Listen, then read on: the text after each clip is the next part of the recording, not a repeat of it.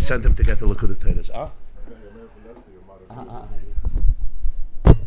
went to the Chaim. By whom? My nephew. Oh, fuck. Where was it? I sent him a message.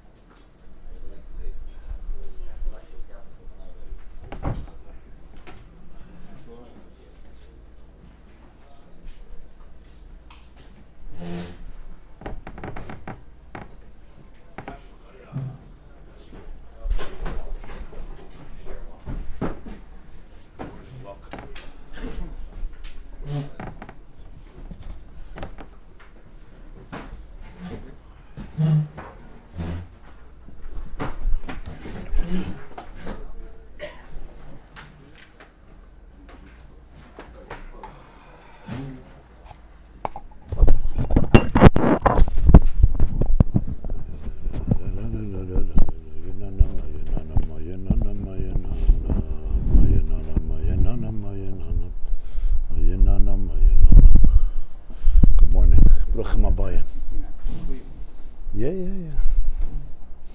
Welcome in person. The first time you're here, no? Okay.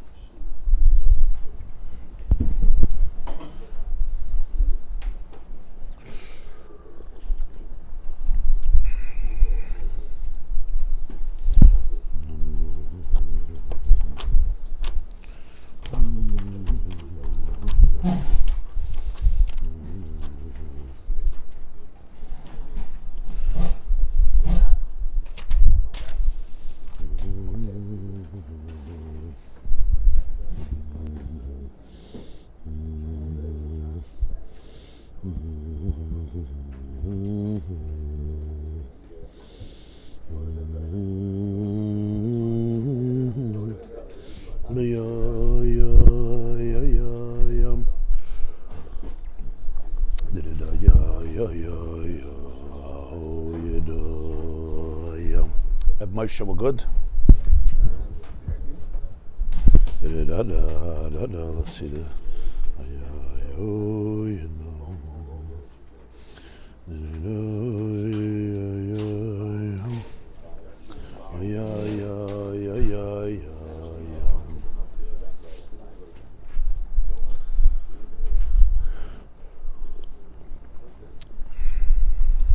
We're good to go? Okay. Mishakayach.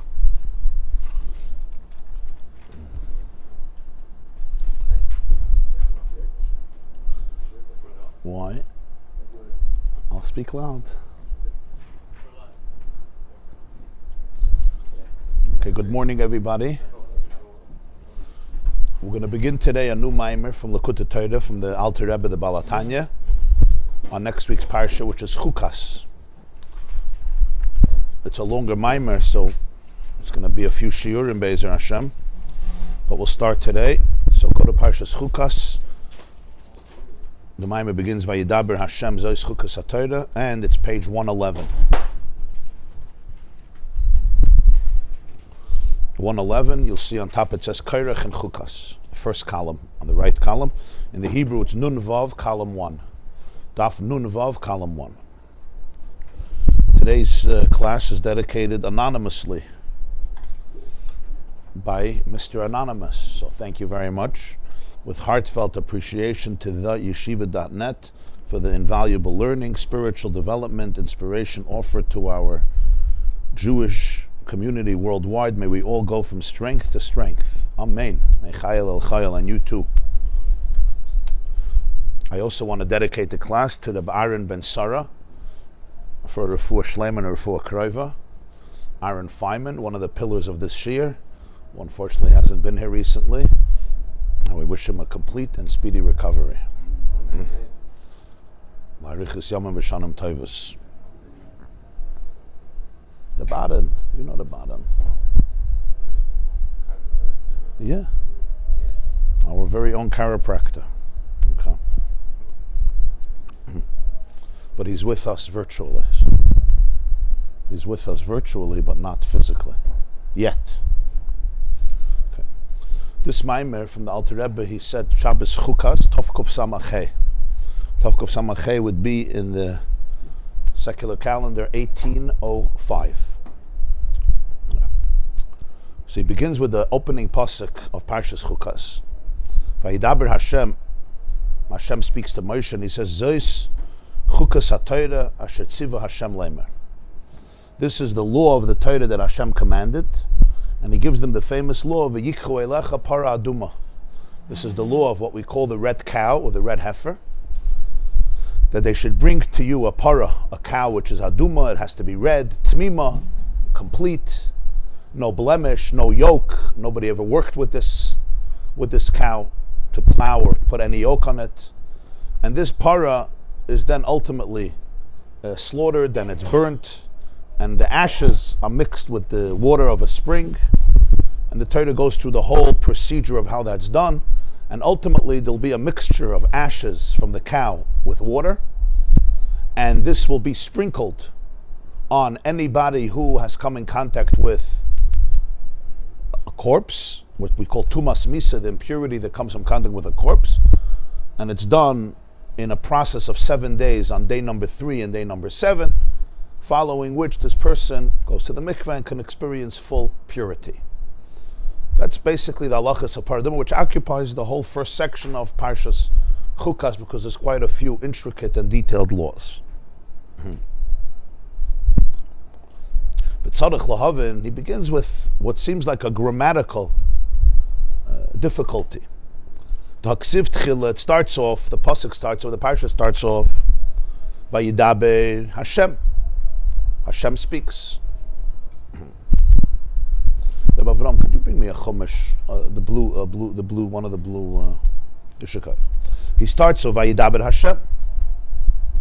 Shakadosh Baruch Hu HaMedaber LaMoshe. Yishakayach. Okay.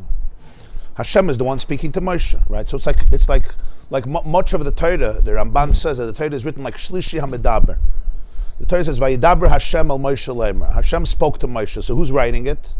Someone else. It's like a Shlishi HaMedaber. It's like a narrator, like a third narrator on the outside who's watching. You never thought about this, but if God dictated the Torah, so it should have all been said, I said to Moshe, I did. It doesn't speak like that. Usually, it's Vayidaber Hashem al Moshe leimer. So who's writing it? There's like a third party who's watching everything, and he's saying, Reuven spoke to Shimon, right? Levi spoke to Yehuda, so Hashem spoke to Moshe. So that's how it starts off here too. Vayidaber Hashem al Moshe v'Aaron leimer. Hashem spoke to Moshe and Aaron. Then he says, Zois Chukas HaTorah, this is the law of the Torah, Asher tziva Hashem leimer. Right. So he says, what? Tzarech of Naksiv Tchila Vayidaber Hashem Shakadosh Baruch Hu HaMedaber LaMoshe Zois Chukas HaTorah V'im kein ma'u Asher tziva Havai Havalei L'meimen Asher Ani Mitzava. Once the conversation begins, so he's talking about himself. So he said, Zois Chukas HaTorah, not Asher tziva Hashem leimer, Asher Ani Mitzava. This is part of the conversation. You say Reuven spoke to Shimon, and he said, this is what I want to tell you. This is not what Reuven is going to tell you. So he starts with Vayidaber Hashem al Moshe, but then the next pasuk, Zois Chukas HaTorah, which Hashem commanded, rather Asher Ani Mitzav. Gam lohavin k'tzas inyan para aduma shnemer b'chukas HaTorah. Also to understand a little bit of this whole concept of a red cow. And only here does it say Chukas HaTorah, Zois Chukas HaTorah. There's a lot of mitzvahs in the Torah. He doesn't usually say, this is the law of the Torah. This is one of the laws of the Torah. There's 613 of them. But here he says, Zois Chukas HaTorah. This is the law of the Torah. It's an introduction that is unique to the Para Aduma. The explanation is the Hinei HaTorah Nikrat HaYoshe B'Ksav. Generally, Torah is called Torah Shebiksav. That's what we call it. What does that mean? The written Torah. HaKadosh Baruch Hu Omer Moshe Kaisef. And the way it's understood, this is how Chazal explain it. The Rambam discusses this at length. God dictates, he says, and Moshe writes. So it's called Torah Shebiksav, because it was the Torah that was relegated to writing, to be put on paper, on parchment, on papyrus. Divrei Sofrim, Nikra Torah Shebalpa. Then we have another section, which we call the oral Torah. The Torah that comes through the mouth. Torah Shebiksav also came through the mouth. HaKadosh Baruch Hu Omer. But Moshe wrote it, so it's called Biksav. And then there's Divrei Sofrim, which we call the words of the Sofrim, of the scribes, of the sages. This is called Torah Shebalpa. Because it was transmitted not in a way that it was initially written down, but rather communicated verbally through the generations. So we have two types. We have part of Torah that's Torah Shebiksav and Torah Shebalpa. But here we're going to learn about a third thing. Amnam Chukas HaTorah is Lashon Chikah. Here the word is Chukas HaTorah. So Chukah usually is translated as a law, like Chayk.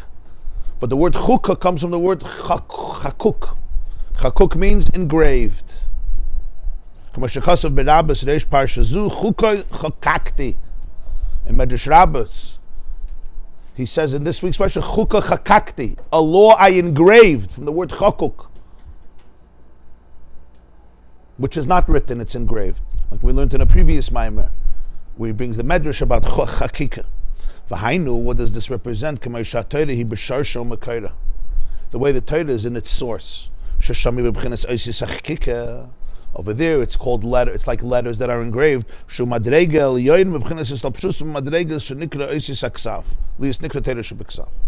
This is a higher state of the way it's manifested on a level where it's called oisis aksav, becomes letters of writing. In other words, it's not just a technical thing. You have letters that are written, you have letters that are engraved. He said, this is the makar v'shayrish HaTorah. This is the source of Torah. It's a state where everything is in a more sublime state, in a higher madrega. This means when it's oisis hachakika, oisis that are engraved, it's in a different type of level than the way it's mislabish, the way it's manifested, or the way it's enclosed, the way it comes down in a level that we call letters of writing. To understand the difference, let's use the physical difference. What's the physical? Take al derech mashal, ayin daled mashal. If you take the mashal, you take a metaphor for this physically. There's a big difference. Letters that are written on white parchment, like we write a Sefer Torah.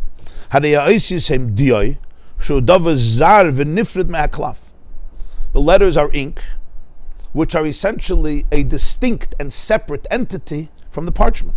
There was no connection before, there was no shaykhis, there was no connection between the ink and the parchment earlier. Afterwards,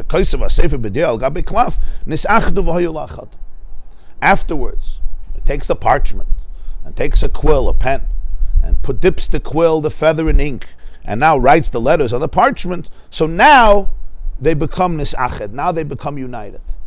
Now you look at the parchment and you could see the ink on the parchment. They become one because now it's on the parchment. And therefore you can also erase it. When you write something, it's taka one, the two become one. It's not like there's paper and there's ink somewhere else. No, the ink is now on the paper, on the parchment, on the cloth. As he says, but because essentially you're talking about two entities that were brought together, so then you can also separate them. When you have letters that are engraved, mineu means it comes from it itself, not a separate entity. How do you engrave letters? When you have you engrave a stone, let's say a matzeva, a tombstone, or anything where you engrave letters. It's not you bringing another entity and you're introducing it and you're connecting the two. It's mineu bei. It's from the stone itself. You engraved those letters in the stone.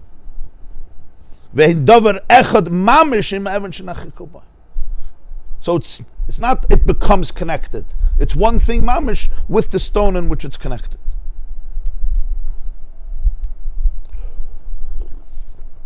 as he said in parentheses, he references here the Maamar b'Chukas Teleich, which we learned a few weeks ago, where he discusses this, the difference of Chakika. And Taka in Torah, you had Taka 3 parts. You had the Luchas. The Luchas, it says, right, a michtav elakimu charus ala luchas. The luchas were engraved, wasn't written, it was stone, and the letters of the 10 Commandments were engraved in the tablets.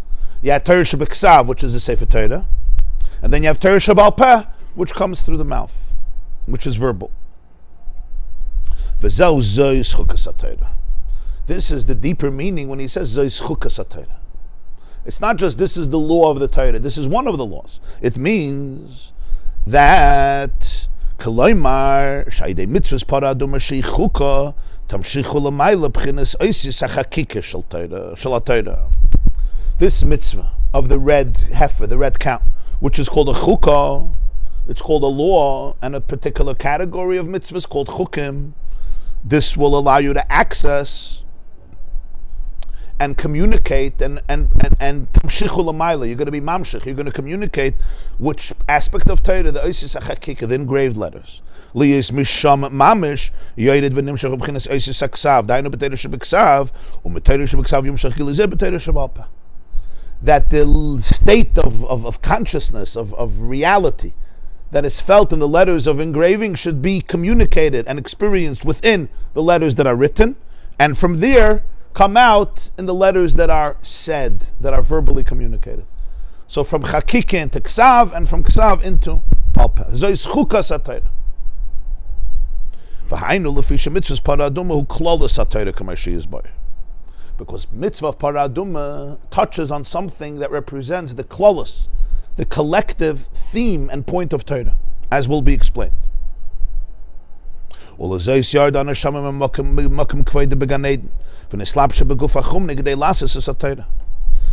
the soul comes down from its place of glory in Gan Eden, in paradise, and it comes into a physical body in order to fulfill the Torah.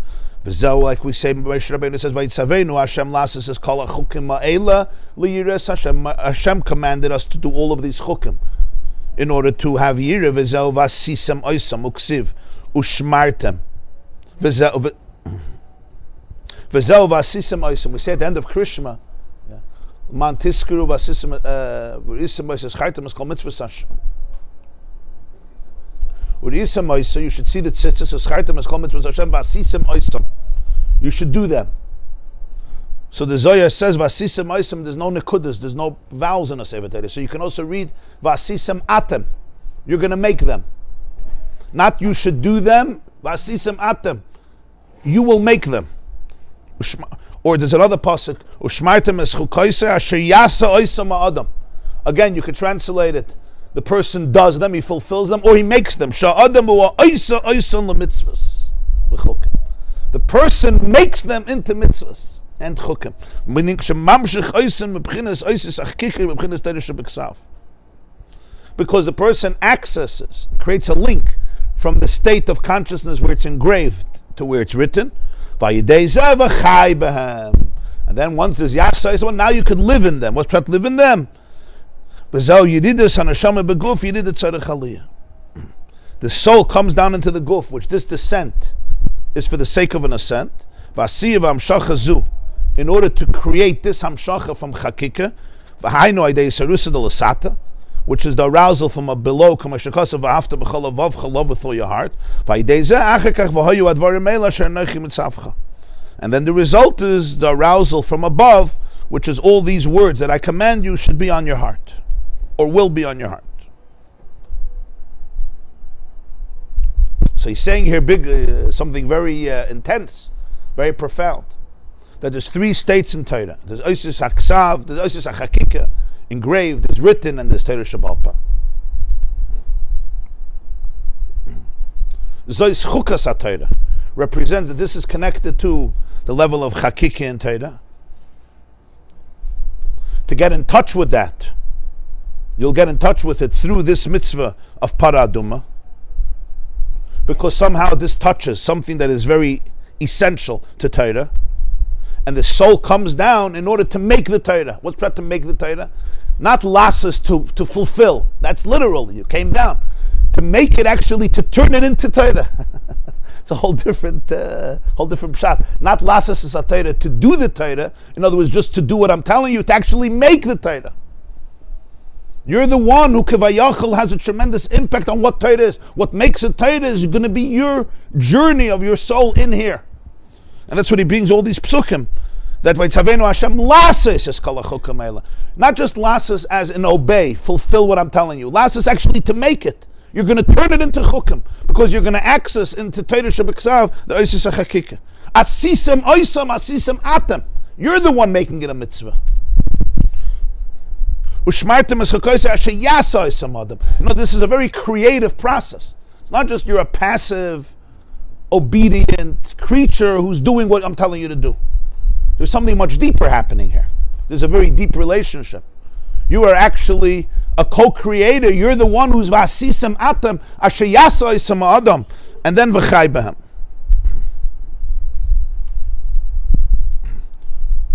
And that's why it always says the chukim. V'atzvenu Hashem lasses kol hachukim eila vasisem atam ushmartem es chakoyse asher yasa isam adam.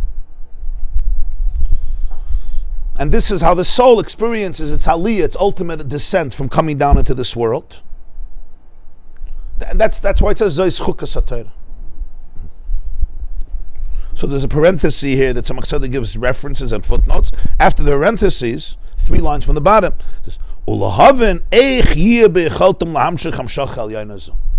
to understand all of this, what does this mean, and how do they, the Jewish people, have the capacity to tune into this state of oisis hachakika and make the mitzvah into a chayk, make the mitzvah into chakuk.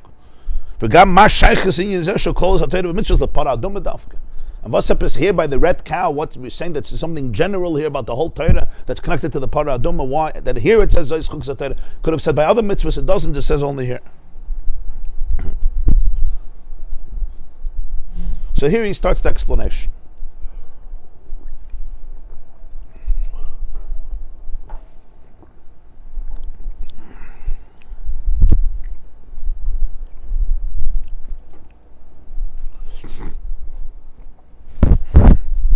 It's explained elsewhere.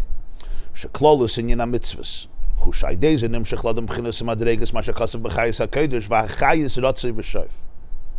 The general theme of mitzvahs is that it accesses, it gives a person a state of consciousness which says about Chayis HaKodesh. Chayis HaKodesh means the holy animals. But this is a reference to the angels, like we say in the morning in davening. V'haifanim v'chayos HaKodesh. It's the angelic beings. Yecheskel talks about them in his famous vision, known as Ma'aser Merkava, and he says, V'chayos rotzoi v'shoiv. The chayos, the living beings, are rotzoi. Rotzoi comes from the word rotz. They're yearning, they're running, they're longing, and shoiv, they're returning, they're retreating. So the Alter Rebbe says there that the whole concept of mitzvahs is that it gives a person access to this beat, to this heartbeat of life. It's allowing the person to tune into this rhythm of ratzoi and shoiv. That's what he's saying.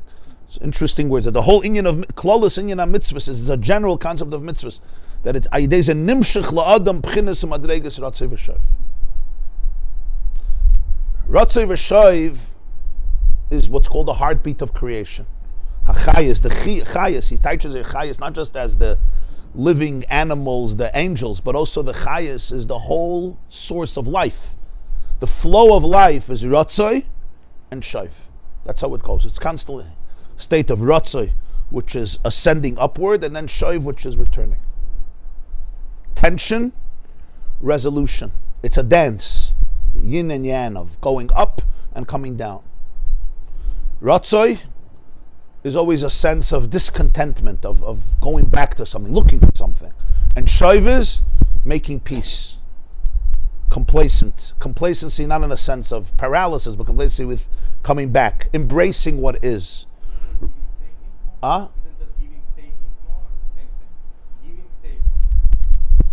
Could be. I didn't think of it that way.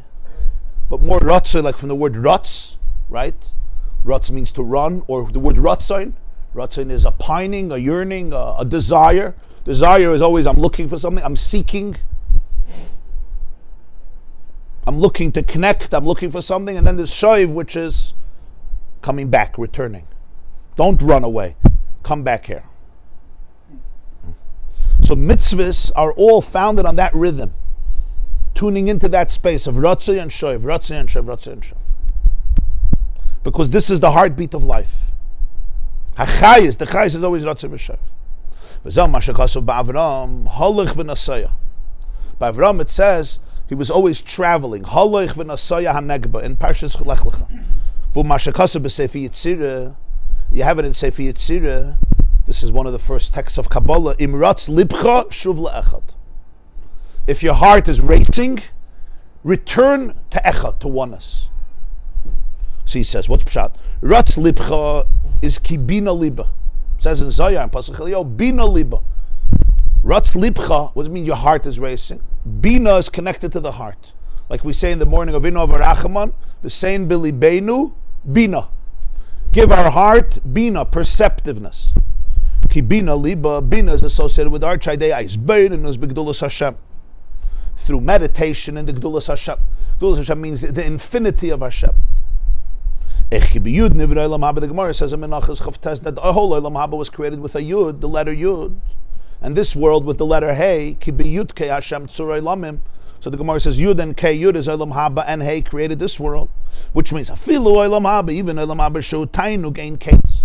Which olam haba is infinite bliss. Kamayim, but the Gemara says in Chagiga bar Acher, Elisha ben Avuya, that his students said, Rabbi Meir and Rabbi Yochanan said, mutav de l'daine. It would be good for him to go through all of the purging of purgatory that he should be able to experience Gan Eden. Why? Because it's infinite bliss. So it's worth it to go through whatever he has to go through to extricate all the unnecessary filth that has attached to his soul in order to be able to go to Gan Eden. Because the tainug, the bliss, makes it worthwhile. So all of this, nimshech rak me'os echad. Chazal are saying it comes from one letter, a yud. What's the metaphor of a letter? The metaphor of a letter is the kaloi chashiv mamish lagabe atzmus ein sof baruch hu. What is the space of one letter in the totality of the human soul? So the letter is there. We have the letter inside, but it's subsumed in the core and the infinity of a person. So you say the whole olam haba is like one letter subsumed in atzmus in the core of Ein Sof. Even though that one letter already creates infinite bliss.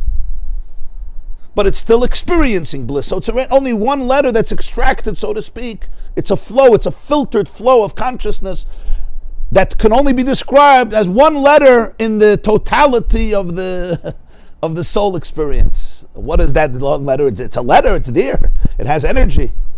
But that's the idea of Biyud Nivra Elam Haba. V'zeh, this is the pshat, the pasuk says in Tehillim, Ki imcha mekar Chaim. With you is the source of life. So literally it means with you is the source of life. The source of life comes from you. The source of life has an identifiable address. Ki imcha mekar Chaim. But he says it's a deeper pshat. Shebchinas mekar Chaim Gan Eden Elam Haba rak imcha bchinas tafel. The whole source of life that we identify, which includes Gan Eden and Elam Haba, it's only imcha, it's with you, it's bchinas tafel. When you say, he goes with him, im, right? Im means it's with something. It's with you. In other words, that whole source of life is completely subservient and subsumed in you. It's subsumed. It's like it would be nullified in the sense that it's like he always gives a mashal of the solar ray in the solar core. Legabe the essence.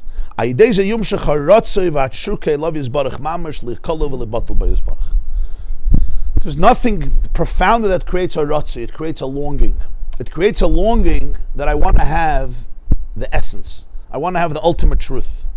I want to be subsumed in the emes itself. Like it says in Tehillim, Mili b'shamayim v'imcha lechafatzti baretz. Who do I have in heaven? And with you I desire nothing in earth. So literally it means, who do I have in heaven besides you? And with you, I don't need anything else on earth. He says it means something deeper. Afilu b'chinas Gan Eden shenikra imcha mekar Chaim loy chafatzti rakei love yis baruch mamash. Mili b'shamayim, even in heaven, which is Gan Eden, Even that, I'm not going to get stuck over there. V'imcha, anything that's with you, but it's not you, lo chafatzti. That's not going to become the core of my goal. It's the famous story that Tzemach Tzedek says that he used to hear the Alter Rebbe in the middle of davening. He would say this pasuk, and you hear how he teaches it here in the Maamar. But the Tzemach Tzedek says that during Dveikus he would say, "Ich will nicht dein Olam Hazeh, ich will nicht dein Olam Haba, ich will nicht dein Gan Eden Atachten, ich will nicht dein Gan Eden Elyon, ich will mehr nicht als dich allein." That means even on earth and even in Gan Eden, to stay connected to dich allein, to you, to the dich that's in Olam Haba and Gan Eden. So that's Pshat, ki imcha mekar chayim. So now he puts the two imchas together. Mili bashamayim ve'imcha lechafatzti baretz. He's putting the two imchas, it's Gzeir Shaveh here. That imcha, which is mekar chayim, which is Gan Eden Olam Haba, so mili bashamayim, if it's imcha lechafatzti. Even though it's not bad. He says it's infinite bliss. But it's still a distraction. It's not the nekudas ha'emes. It's not the core. It's the way it's processed and filtered and experienced, and really it's the one letter of Yud, even though that one letter Yud has enough to generate the source of all life.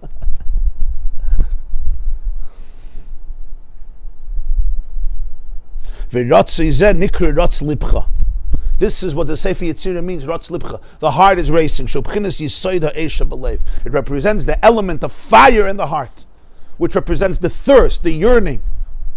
The mili bashamayim v'imcha lechafatzti baretz, the ratzoi, the human longing for deeper connection, for more truth, for more attachment, for more authenticity. And even when a person has reached a very, very deep and authentic place, there's even a deeper ratzoi. Of course, this trickles down into every state of consciousness where there's a longing, there's a yearning. There's something I'm missing and I want more of it. That's the ratzoi.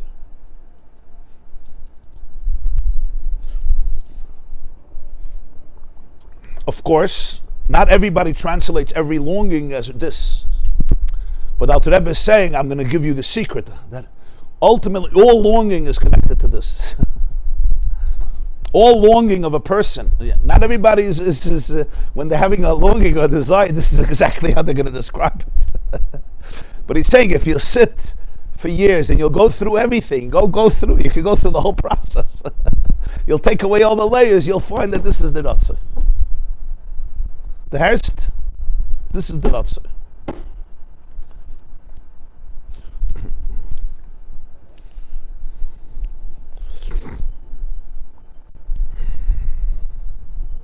The deepest pain of a person is that they miss God. That's the deepest pain. That's what he said. Existence, even Gan Eden and Olam Haba, is a form of subtle separateness. Sometimes subtle, and sometimes much more than subtle. And the soul that is sensitive to this truth, it's longing, it's yearning. It wants attachment. It doesn't want to be separated. That's the deepest longing of the person. I may not know that this is my longing. I just know that I have a void.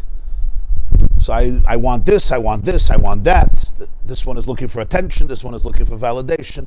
This one is looking for a little honor. This one is looking for a little money. This one is looking for a little power. This one is looking for a little influence. This one is looking for a little quiet. This one is looking that his kid should stop bugging him. This one is looking that her husband or wife should stop bugging him. This one is looking to get away. This one is looking to come back, whatever. This one is looking to binge, and this one is looking for alcohol, and this one is looking for another tzatzka. But the longing at the core of everything, the lack of contentment. Why are you not content? Why is the squirrel much more content than most people, even though it has a miserable life here in Monsey? It's coming from your porch to my porch, to your porch, to my porch, to your porch, to my porch, but he's not in depression. The same is true with the deer. They can't even get a house for themselves, because they know who they are and they live what they are. But the person is not sure who he is. This is what Ratzah means. Ratzah is the yearning to touch who I am. And because the soul is extremely sensitive, and you'll see therefore that someone who's more sensitive, the Ratzah is always much deeper. Right? People who are more sensitive, the soul feels more the separateness. The moment you feel more separateness, it's like in a marriage. Right? When people are less sensitive, they don't notice the subtle disconnections. But when one person in the relationship is sensitive, usually the woman, but the man is also pretty sensitive if he's not in denial of himself and doesn't have to become too detached in life. The more sensitive a soul is, the more we sense the pain and the anxiety of separateness. The origin of all separateness happens in what we call creation.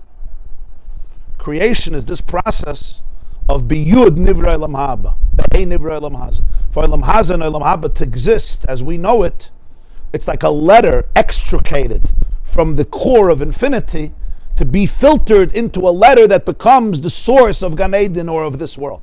Now here you're talking about Gan Eden, which is infinite bliss, so what else can you have? He says, and even there, even someone who understands what Gan Eden is, and Alter Rebbe is talking about a Yid who understood what Gan Eden is, who felt what Gan Eden is. And he said, Mili b'shamayim v'imchalei chafatzti ba'aretz. Even that creates a frustration. Why? Because I want you, what he calls here, Mahusei Batzmosei Yisbarach. Because that's the nature of the soul. The nature of the soul is that that's what it's looking for. It's looking pure oneness, pure unity. Nothing diluted, no compromises, not second best, not a little connected. Complete connection without any disconnection, even this most subtle disconnection. And it's not even going to be ready to sell this for Olam Haba. What we call Olam Haba. The Herz Reb Levi. You relate to this?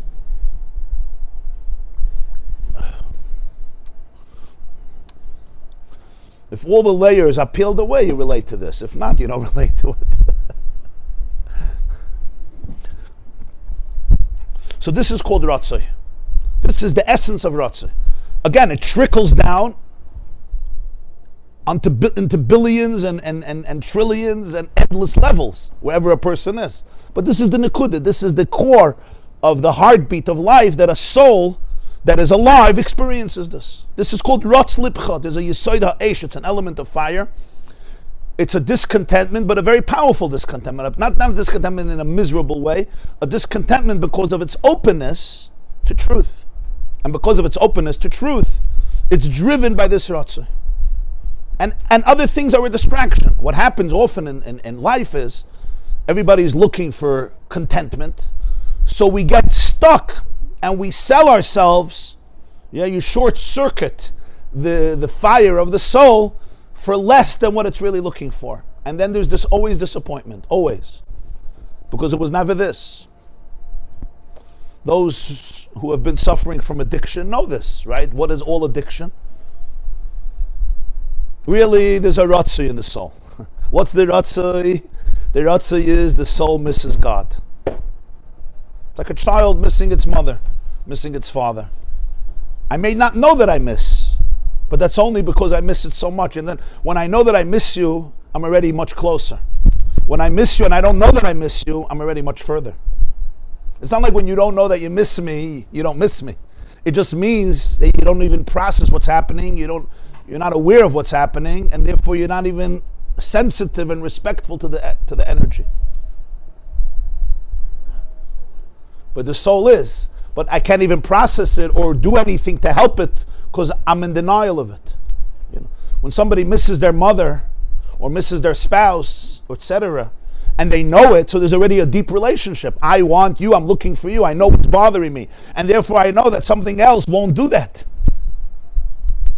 But if the separation is so deep that I don't even know that I miss you, but I do, so now it's a much more tragic separation because now I think I'm going to satisfy my longing through other distractions when that's not what I was ever looking for.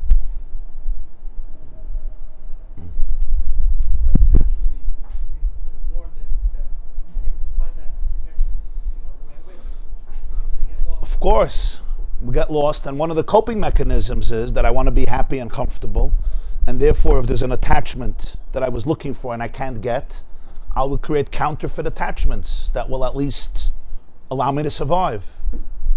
But it's not what I need, but they allow me to survive. And those are all the different attachments that we create in the life, which could be very promising but for a very short time, and then ultimately they all plots Likkutei Torah. You learn Likkutei Torah. That's how you pursue real attachments. That's how you pursue real attachments. Every day you learn Chassidus. So you know who you are and who you're not and what you're looking for. But it's not just learning, as he always understands. It's not just learning, it's the living, it's the breathing, it's the internalizing, not philosophy. Huh?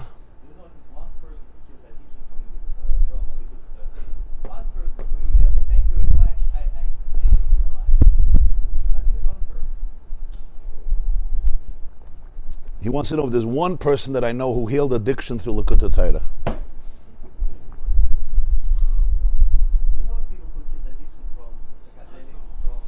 You say just psychedelics.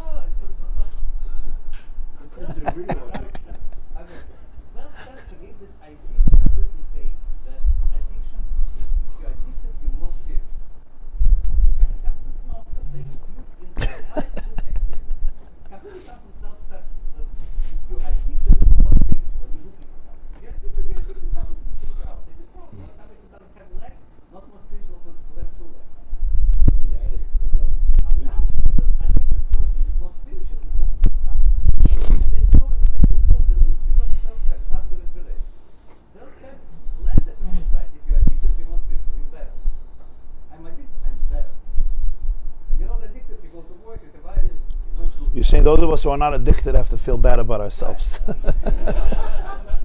It's like Nebuch, like what world you're living in? Are you not addicted, Nebuch? But I don't think that's the idea. That's not the idea. The idea is that the addict needs to know that what he's looking for at the end of the day, he'll only find in God, in Hashem. That's true.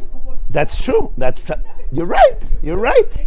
People whose happiness comes from getting attention or being celebrities or money, it fails them miserably. You're right. You're right. We use the word addiction for a very limited form in life. I'm using the word addiction as a very broad term. Wherever I become attached emotionally to things that ultimately, it's not the ultimate truth of what my soul wants and needs. And therefore it's not constant, and if I always need more, and therefore afterwards it's never as good as before. Afterwards it's never as good as before, because before you have the expectation, the dream, you know.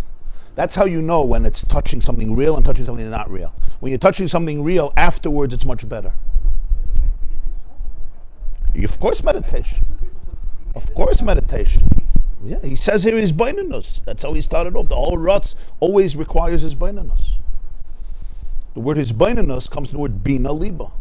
But it's meditation, but not just meditation as abstract. Meditation of internalization. So this is the Ratzoi of the soul. Huh?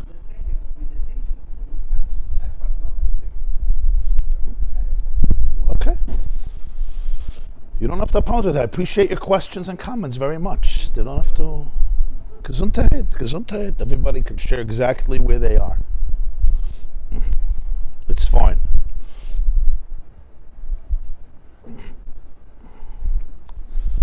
There's a lot of things in life that bring a lot of awareness, especially today. Everybody knows that. But one of the most powerful things that people don't understand is that without integration, all awareness is not going to bring the healing that it needs to heal. I could become aware of every issue that I have, and it's amazing. It's a tremendous gift. But the work of integration is a different type of work. So now I have all the awareness, but my template is damaged. There's a lot of wounds. What does actual healing look like? So when I have that awareness, it looks like I'm healed because but that's not true. Because after 3 weeks, I mean, whoever is involved in this stuff of healing knows this. After 6 months, 7 months, 8 months, remember, if my body has responded to life already for 50 years in this way, so the awareness is incredible. And sometimes it could change a lot of things. But very, very often, one of the greatest traps is we think awareness is the beginning and the end of redemption. But there's the deep and profound avoid of integration. And integration is very different. Integration is actually working with the boring self without escaping it. That's what integration means, bringing it into my life, bringing it into my house, to my kitchen, to my bedroom, to my job, to my routine, to my habits, to my regular conversations. That integration sometimes creates a deeper challenge than anything else. That's why you have people that have tremendous awareness. They come back to regular life, and then a month later, boom, next. Now I go again. I don't want to take the time and the space for integration. I understand why. Who needs integration? Let's just go straight to Gan Eden and stay there. Awareness is a hechsher mitzvah. Awareness is not a mitzvah. Awareness is important. Listen. This is not, awareness is the foundation of all growth. Without awareness, I'm just stuck in a prison thinking it's emancipation. Awareness opens me up to the fact that my operating system may have been so wounded, and maybe for 50 years I was living in this little bubble and peeking out and not even seeing reality. I couldn't live with reality. I didn't even know what reality looks like. I was completely in prison. Couldn't even trust one emotion. So that's incredible. But now to integrate that into daily life,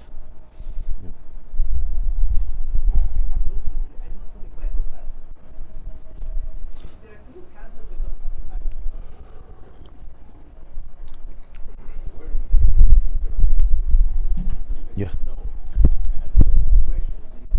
exactly.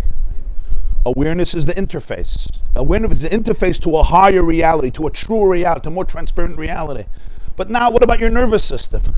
The nervous system has already been working in a certain way for decades. The whole somatic experience, how my body is reacting to life, there's a whole universe there. And you can't fool it. Huh? So integration always requires a daily work.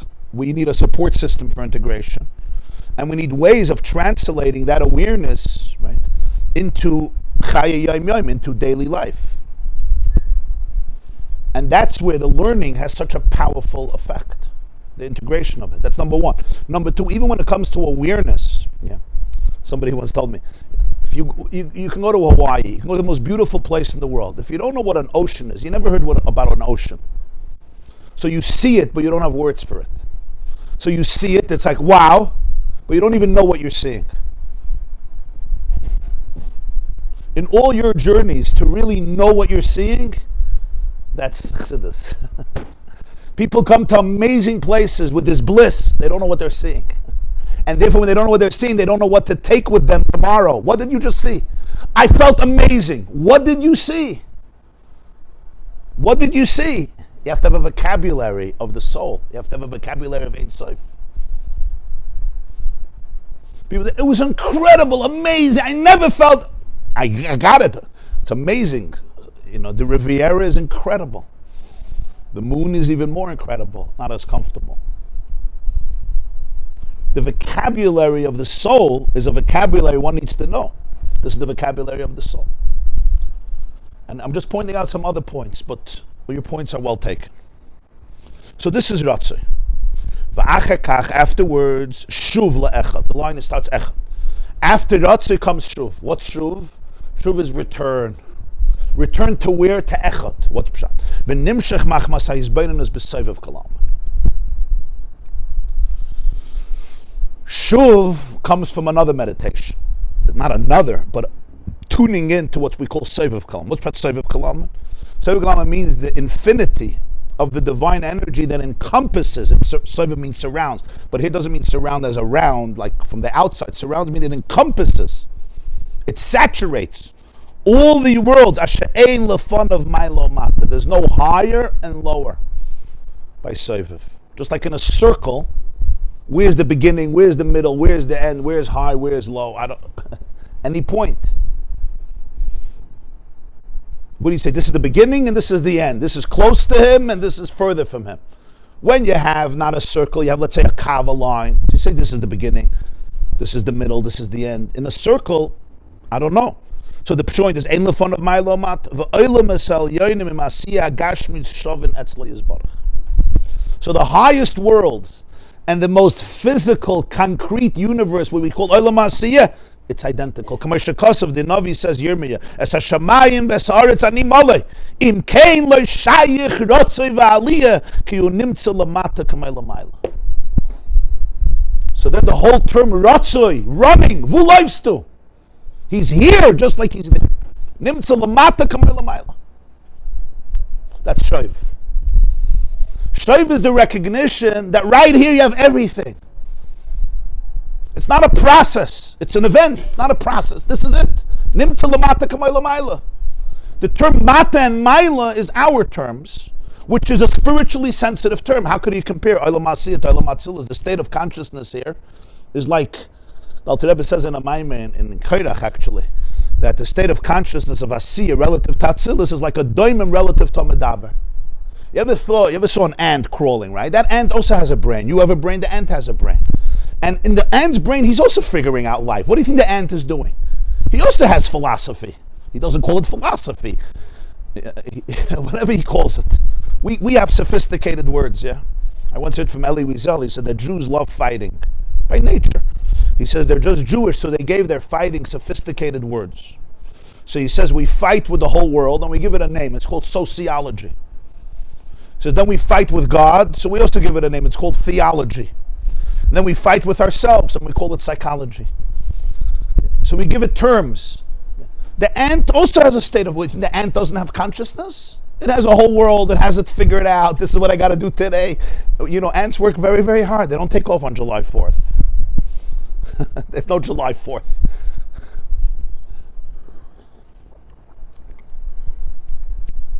But everybody says, what's that state of consciousness? And how do you compare it to your state of consciousness? Okay. Now go from an ant, go to a blade of grass. There's consciousness in grass too. And now go from a grass, go to a mineral, go to a rock. Yeah, it's called daimim. So the Alter Rebbe says the state of consciousness of Asiyah, Legabe Atzilus, is like the state of consciousness of a rock relative to a human being. And you see this, you know, when sometimes a person goes on a deeper spiritual journey and sometimes you say, oh wow, for 40 years I was like blind. Like my state of consciousness was literally like the state of consciousness of a squirrel. I thought I had it figured out. I was like sophisticated and ahead of my game. Maamar like a squirrel. And you open yourself up, but you have to realize that with all my gewaldige journeys, my state of consciousness today is only what my brain accesses today.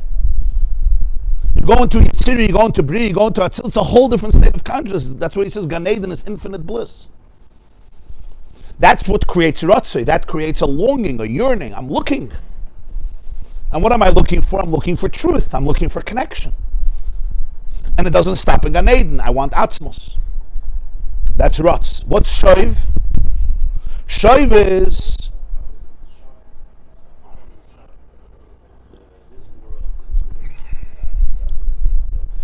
Excellent question. So the difference of higher and lower is only relative to the way the energy is filtered into the consciousness that's experienced by the creation. And then you can't compare a higher state of consciousness to a lower state of consciousness. And there is that longing. And once, by the way, you touch a higher state of consciousness, there's no going back. You know, it's like once you hear a certain piece of music, you know, you can make believe you didn't, but you did. And all the music you're going to hear afterwards, you're going to be comparing. You know, once you read a good piece of literature, you know.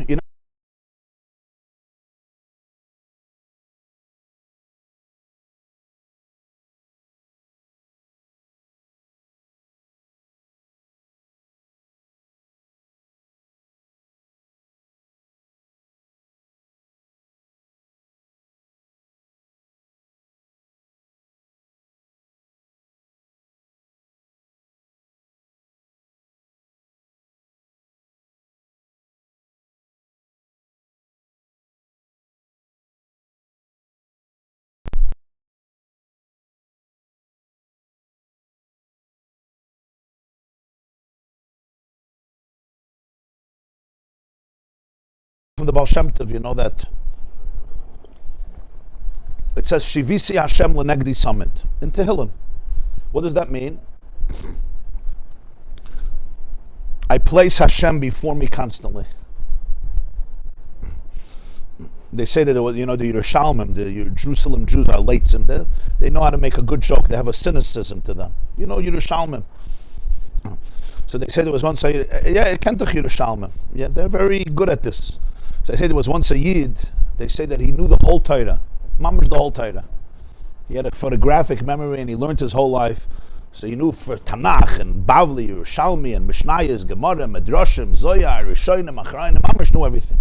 And he would sit and learn literally all day and all night. And in front of him he had this pasuk, Shivisi Hashem L'negdi Samet. So Yerushalmi once came in and said, Reb Yid, you remember Kol HaTorah Kula, this pasuk you can't remember? This pasuk you can't get into your head? Stop the cup? What happened? You can't put this into your head. So the Baal Shem Tov said that the word Shivisi, it's actually, there's a Sefer Tzavos HaRivash from the Baal Shem Tov that his students wrote, and this is the first Torah. The word Shivisi, where you say a place. He says the word Shivisi comes from the word Shave, Shavut. Equal, identical. Like you say, Kulam B'Shav, everybody is the same. Shivisi, everything by me in life is the same. You know why? Because Hashem L'negdi Samet. Since God is always right here, so everything is the same. That's a word from the Baal Shem Tov, right? One line, it captures everything that he taught. What is he saying? There's no such a thing, good days, bad days. Now my relationship is good, now my relationship is bad. Those are all judgments based on definitions that we impose on reality, and then we call it reality. The Baal Shem Tov says, well, 1 second, maybe you could liberate yourself from all these judgments. Everything is b'shav. What says everything is b'shav? How could you say everything is b'shav? It's not. This is a good day, this is a miserable day. I'm successful today, I'm unsuccessful today. That's all if I'm bringing in my vocabulary to define reality. The Baal Shem Tov is saying, this is exactly where you are capable of being today with the tools you have, and this is exactly what your mission is. So what's the problem? That this is the source of shuv.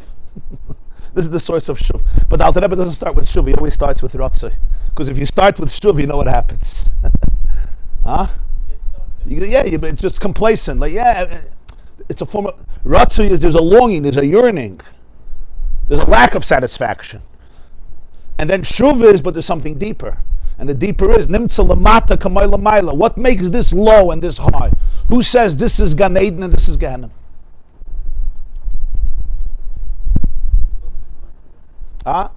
It's our definition. It doesn't feel good to me based on my expectations. But those expectations are all egoic expectations.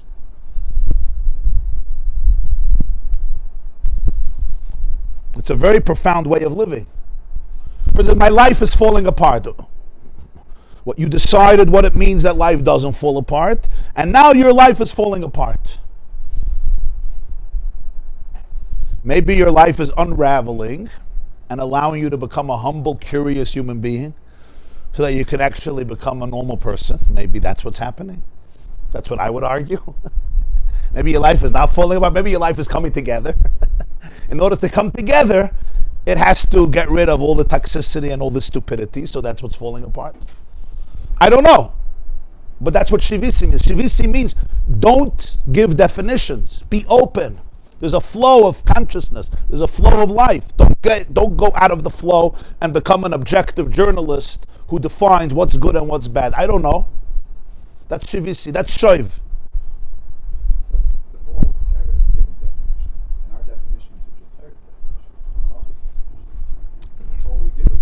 That's a very good question. You're saying all of religion and Judaism gives definitions, and all of our definitions are really just Torah's definitions. So this is that last line is what we have to deal with. That's where the toxicity comes in. All our definitions are not Torah's definitions. We use the Torah to justify all our stereotypes, all our egotistical meshagasim, all our traumas, all our wounds, our inability to be flexible and to be open to infinity. We use religion. I don't like quoting Karl Marx, but I will. We use it as an opium to numb our own pain, and we have religion to back us up, so now we have God on our side. So we take God and reduce him to our traumas. But that has nothing to do with God. It has nothing to do with Torah. And this is the whole Nekuda we're going to be learning. Yeah. All definitions of Torah only come after the experience of infinity. Those are different definitions. You understand what I'm saying? All the definitions of Torah and mitzvahs are definitions that follow the vocabulary of infinity, which is not really a vocabulary. Those are different definitions. There are definitions that channel infinity, and there are definitions that imprison infinity. That was actually said beautifully. That didn't come from me, so I could give it credit. It had nothing to do with me. Nothing to do with me, I promise you. Huh? You want me to say it again? Ask the one who said it to say it again. You're talking to the wrong guy. But I'll say it again. There are definitions that channel infinity. There are definitions that imprison infinity. This shuv doesn't imprison infinity. It channels infinity. This shuv means this moment right now is the greatest moment in your life. I'm in the dumps. Well, who calls it dumps? God says, I'm here. Gan Eden is not the dumps and this is the dumps. Why? Because your brain has been challenged now because it took you out of a comfort zone. Back to Uncle Moshe. Hashem is here, Hashem is there. Up, up, down, down, up, up, down, down. So what makes this down and that up? What makes this down and that up? Perception. So Soviv Kalaman tells you maybe you have to transcend perception and say, no, wherever you are, this is perfection. What does perfection look like? I don't know what perfection looks like. The answer is perfection doesn't look like anything. You know what perfection looks like? Wherever you are right now and whatever you're dealing with right now, that is perfection. So you'll say, really? Oh, woe to that level of perfection. That woe, again, is taking me out. It's bringing me back into an egoic mind, right? Which is constantly making definitions and saying, this is good, this is bad. We're always judging. Stop the judgment. It's hard to stop the judgment because we live in our brains. And when we live in our brains, we're always analyzing and dissecting, especially if you're a good Ashkenazic Jew. You were trained that that's what all religion is, just analyze and dissect, and the more you judge, the better it is, especially if it's somebody else. But even yourself, we judge others because we judge ourselves. We're always busy. It's good, it's bad, it's good, I'm bad, I'm depressed, I'm almost depressed, I'm happy, I'm an Oved Hashem, I'm a Grabba Jung, I'm a Tzaddik, I'm a Rasha. There was never a Rasha like me in history. There was never a Tzaddik like me in history. The problem is not if you're a Tzaddik or a Rasha. It's really not the issue. The problem is that you're in your brain, for heaven's sake. You're not this, you're not that. Get out of the brain. The brain loves, it needs everything controlling. Shivisi Hashem Lenegdi Samadis, stop controlling. This is it. So this is everything. In an hour, it'll be something else. That's going to be everything. This is a very deep place of alignment. You understand? This is not a philosophy. This is an experiential way of living, but it has to be very honest.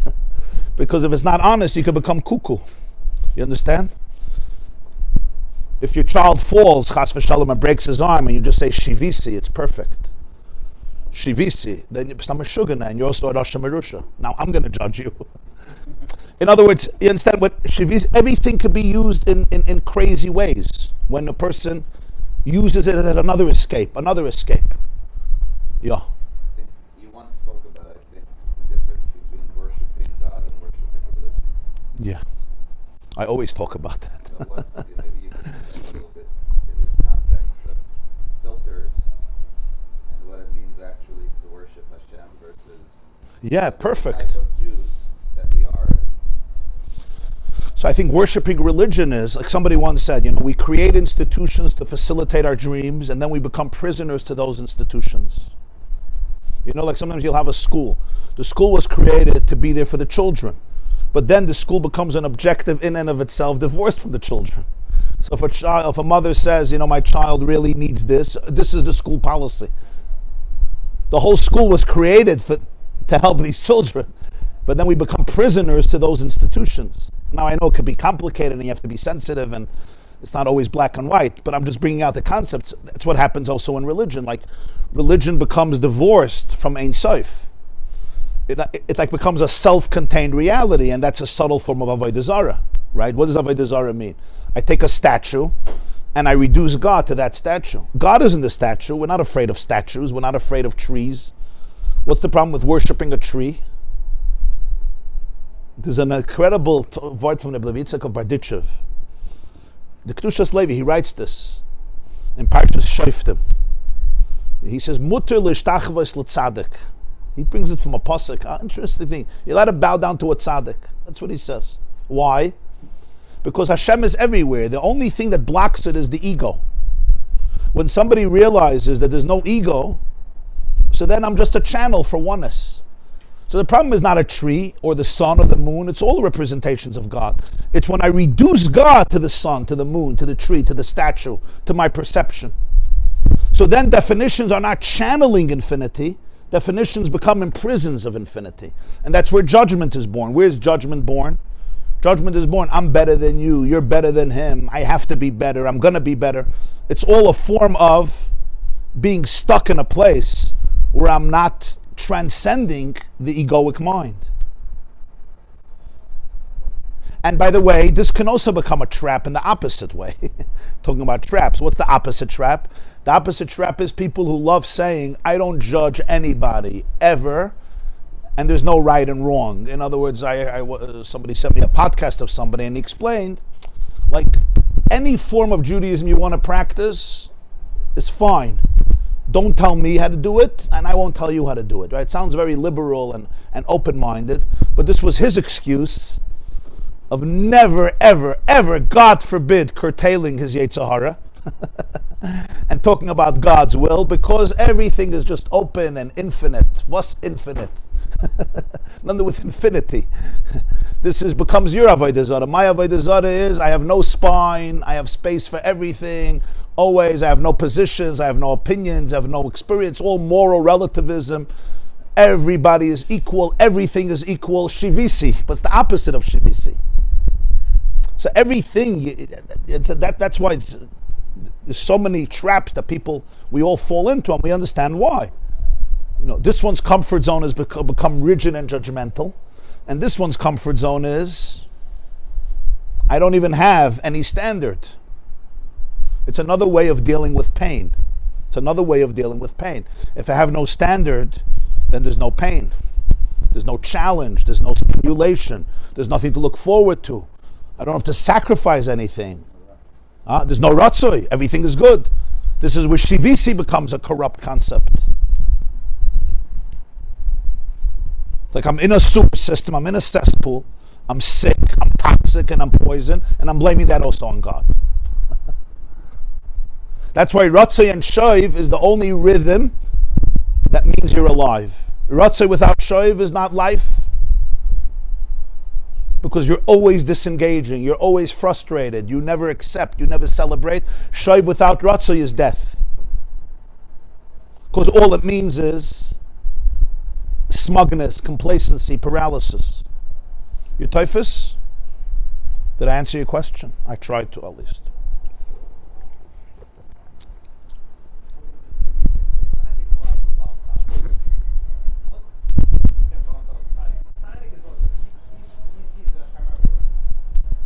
So he's not bowing down to the tree. If he's bowing down to the tree as a tree, right?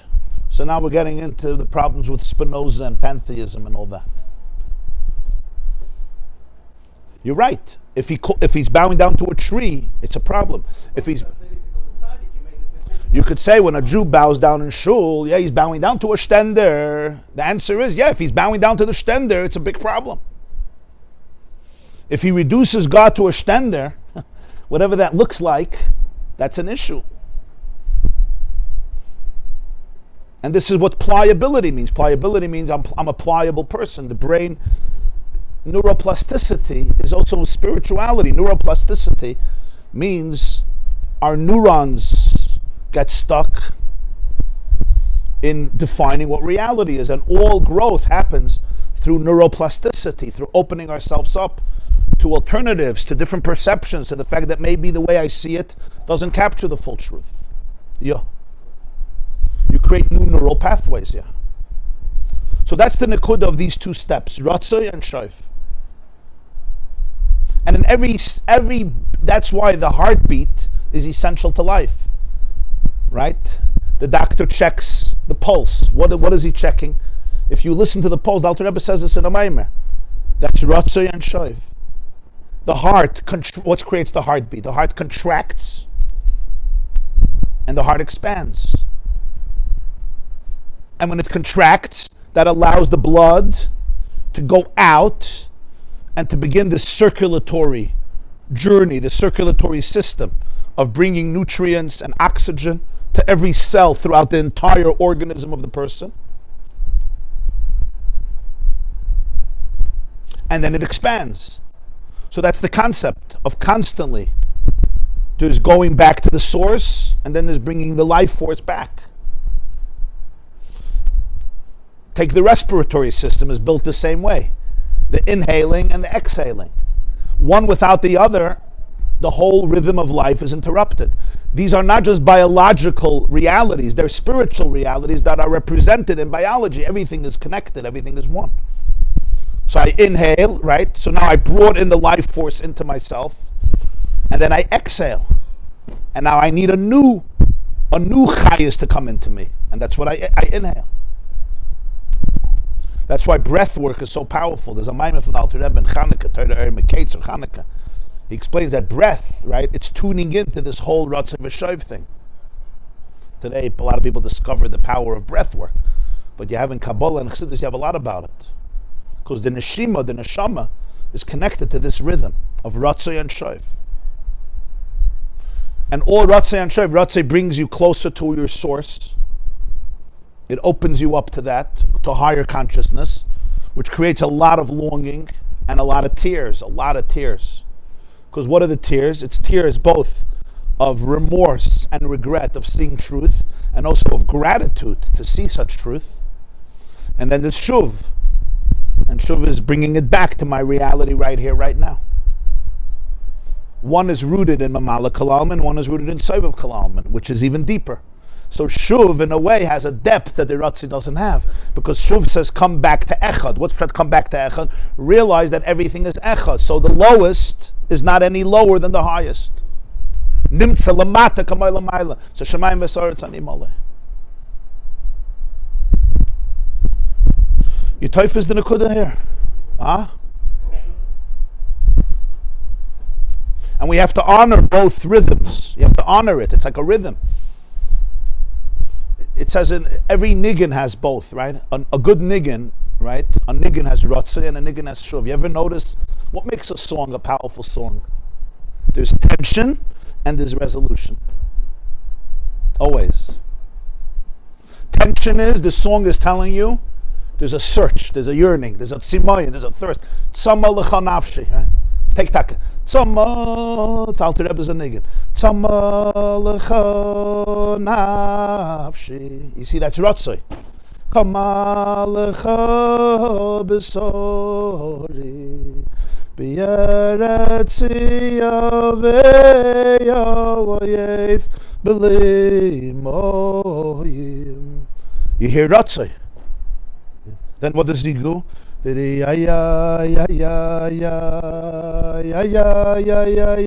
a tnu of shuv. Then what happens afterwards? Kein ba'kodesh chazi sicho lirois uscho chavoidecho. Kein, that's Ratzai, now it's Shuv. Kein ba'kodesh chazi sicho lirois uscho. The Shuv could only come after the Ratzai. Why? If the Shuv comes without the Ratzai, I'm settling for very small stuff. The power of the Shuv is that it integrates the Ratzai. So it has in it the entire longing, the entire thirst. The Shuv doesn't say that you're not longing for anything. The Shuv says everything you're longing for, don't divorce it from your present reality. It's all right here, right now. On a level of Soivav Kalaman, we don't... Truth is not there. It's here. It's right here. If this is what I'm facing, this is reality. This is it. There's nothing better. You're not going to get to a better place. But I'm anxious, but I'm dealing with it. Fine. So this is the journey right now, to work through your anxiety. Great. We think God is afraid of anxiety? He's afraid of your anxiety? Why are you running away? We have to run away. Yeah, but I'm having this negative feeling. Okay, so this negative feeling is a door to awareness. This is what you got to work on. But I'm not in the mood of davening today. Okay, you think God is afraid of your moods? I'm not afraid of your moods. You think God is afraid of your moods? You don't have to be afraid of your moods. So you're not in the mood. So right now you'll connect from this place. There's a truth here. There's a truth here that you could touch. Shivisi. Sometimes it's easier said than done. Like when you're in a really bad mood, you know. I'm not interested in Shivisi. And that's also Shivisi. You understand what? I'm not interested. That's also Shivisi. We're not afraid. So you're not interested. But I'm really not interested. Okay. Like, I'm not joking. I'm really not interested. I'm like dead. Okay. Like, could you honor that? It's to believe that God is deeper than death. Understand what I'm saying? You understand? Under your blah feeling, you know what blah is? I don't know how to say that in Yiddish. Huh? You're just blah, blah, like I'm not interested in anything. Under that, there's an energy. There's a soul there too. Blah is protecting something. It's not reducing reality to the experience of what you're feeling. There's more. So if you can stay with that and realize everything is here right now, and to be curious and be open under all of this emotional apathy and indifference, there's a life force. Blah doesn't come from thin air. It's protected. It's a coping mechanism.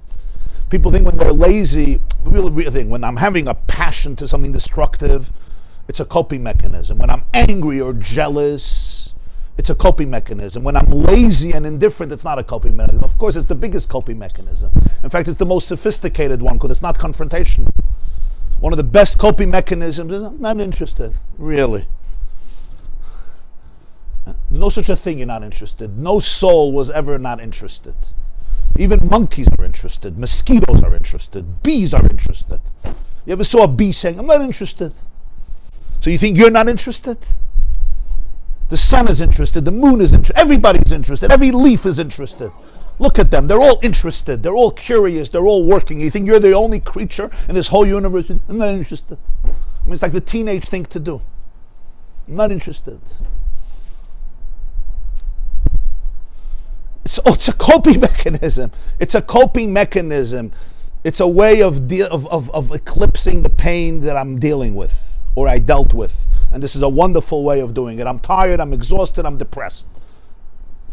So Shivisi means right here, right now, you have all the truth. Right here in this, inside of this, you have all the truth. Don't get so nispal. That's what Shuv is. Shuv is the celebration of what is in a very profound way. Yeah, make space for it. Have empathy for it. Not because we worship laziness or indifference. Again, that's where the trap is. Because don't be afraid of it. It's hiding something. There's a treasure here. Behind every coping mechanism is truth. Under every trauma is light. And that's what it's hiding. So if you can make space for it, it will unravel and open up. Yeah, don't look there, look here. Like the famous story, you know. Rabbi Yekel from Krakow. You know, the dream, the treasure, you know, that timeless story. The treasure is under your own oven.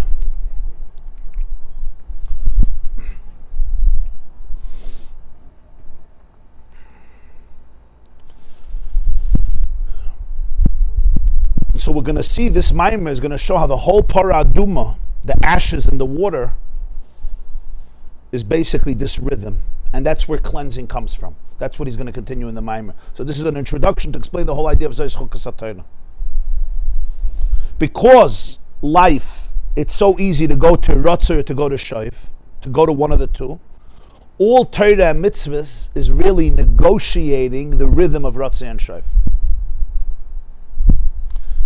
Essentially, All Torah and mitzvahs is ratzah. V'ahavta Hashem Elokecha, but it's always shuv. The learning, the implementing, the mitzvah, the halacha. So the value of the rhythm of Yiddishkeit is when it's in tune with the ratzah and the shayv, and that's the difference between definitions being channels or definitions being traps.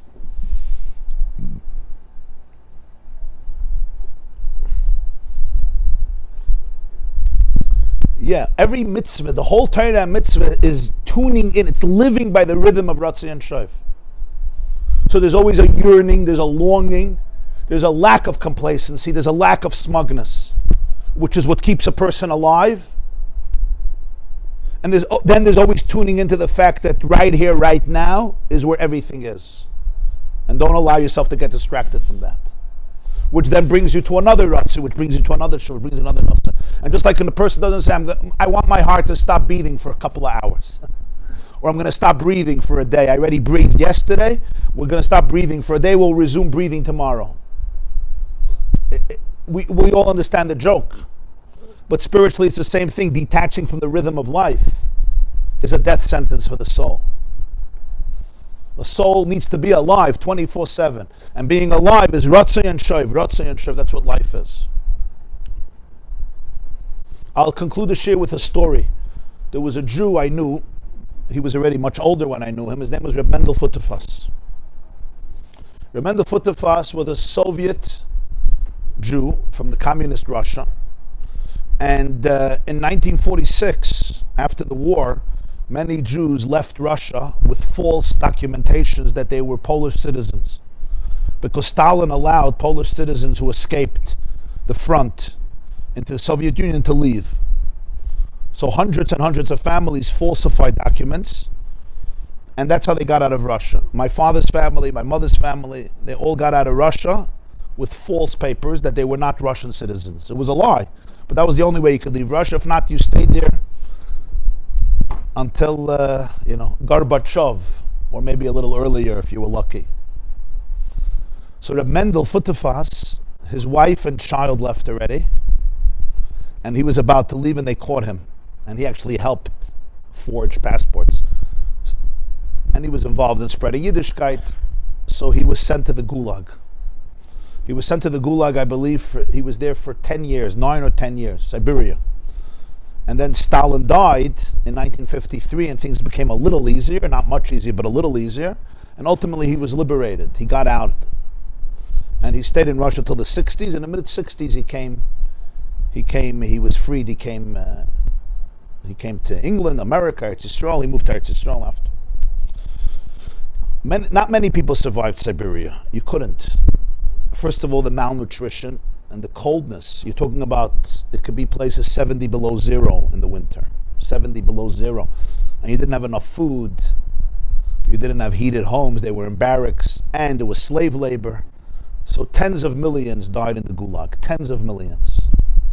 But some survived, and he survived, Reb Mendel. Now in the Gulag, you had a lot of very, very interesting people. You had intelligentsia. It wasn't a group of criminals, petty criminals. Remember that Stalin, who did he exile? Anyone who had a brain that thought and said something sensible, you were either dead or in Siberia. So you had professors and actors and essayists and doctors and mathematicians and professors. Interesting people were there. And criminals too, But there was a lot of... So Reb Mendel Futterfass, he liked telling stories. He was a very smart man. He was like a geschmacke Yid. He liked telling stories from his Gulag years. And he had a lot of stories, because what do you do for 10 years in the Gulag? All you could do is hear stories, and there's nothing else to do there. Yeah, but think about it, So he would share very interesting stories. He once shared a story. He said in his barrack, there was Soviet chevra that nobody would start up with, because they could. He said they can destroy you, with their pinky. One of the guys over there can just crumble you. One of the most forbidden things in the Gulag was to play cards. To play cards was a crime, and you could end up in solitary confinement. But in his barrack, at night they would play cards because they needed some entertainment. They would play cards. The nachalnik is like the The warden, the prison warden, would come do inspections. And whenever he would come, somehow the cards would disappear. And when he would leave, the cards would come back out, so he never caught anybody. The Mendel says one night, they were playing cards between themselves. And the Nachalnik comes, and he does this sudden inspection, and the door comes open, and he wants to catch them, and the cards are gone. And he says, I know you guys are playing cards, and this time I'm going to bust you. And he begins a thorough search through the barrack to find the cards. Now, it's not like you had safes and closets and drawers. It was a Siberian barracks, and there was nowhere to put anything. Nowhere. And you didn't even have pockets because you were wearing the uniform of prisoners. There were no pockets. He searches everywhere. There's no cards. He's upset. He's angry. He's, I'm going to catch you guys. And he leaves. A moment later, the cards come back out. They start playing. The Mendel had to understand, what's this kishuf here? What's this magic of these guys? So he goes over to one of the chevra the next day. One of the machas there. And he says, you have to explain to me, how do you guys do this? Tell me. You never get caught. But yesterday, he searched everywhere. How did he not find the cards? What's your secret? So the man tells him, I'm going to tell this to you because I like you and I trust you. And you're not one of us. But I'm telling you that if even one person hears this story from you with my bare hands, you will be a dead man. The Mendel, when he came to America, he told the story already. There, he didn't dare to tell the story. So the man told him like this: we have in our barrack a man from Moscow, and he's the best pickpocketer in Russia. There's nobody like him. It's gewaldig. The moment we hear the footsteps from the Nachalnik, we know what it sounds like. So we have a system. Everybody puts their card down. This man takes it within a second. And when the Nachalnik comes in, he puts it into the pocket of the prison warden. He slips it into his pocket. This man searches everywhere. There's only one place he doesn't search, in his own pocket. Why would it be in my pocket? So he never finds it.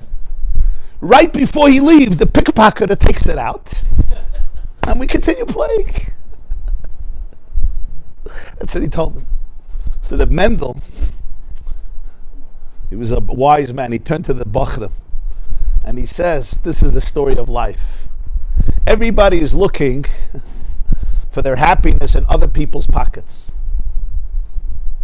And nobody thinks that it's in your pocket. It's in my pocket. It can't be in my pocket. It's here, there. Where am I going to find it? I'm looking at you, I'm looking at you, I'm looking at you. I'm comparing myself to this one, to that one. I'm comparing myself to me yesterday, tomorrow. It's all in your pocket. He says, open up your own pocket. That's where you'll find the cards. That's what Shivisi means. Okay, everybody have a beautiful day. We'll continue Be'ezer Hashem this Maamar on Monday morning, 7:45.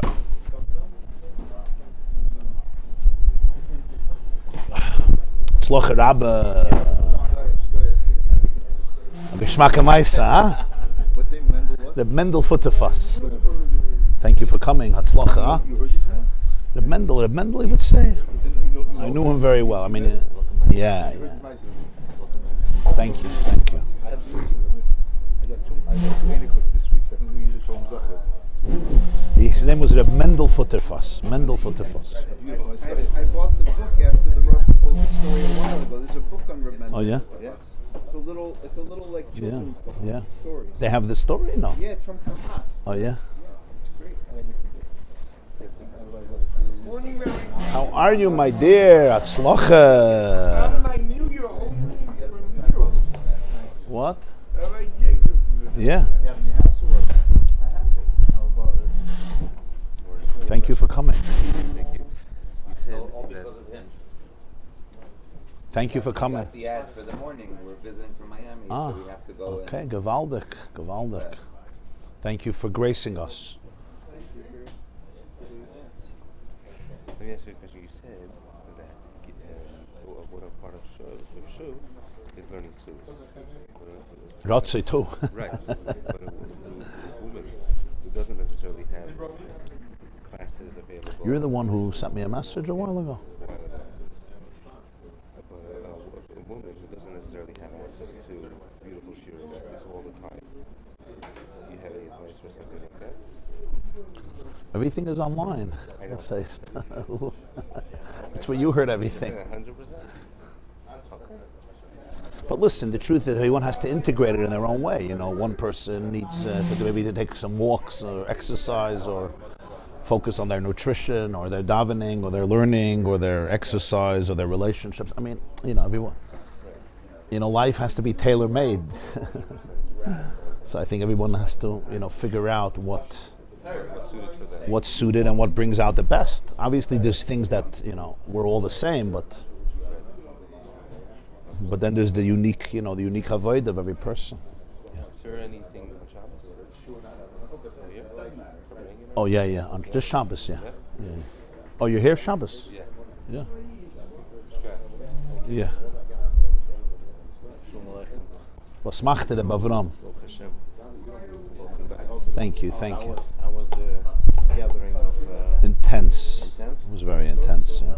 He created a version of that. Yeah.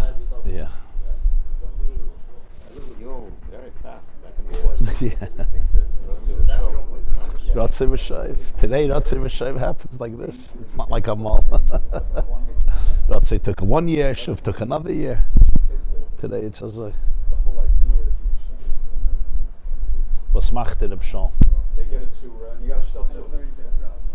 So the minute you say think, wait, so that way, so that way, so that way, so that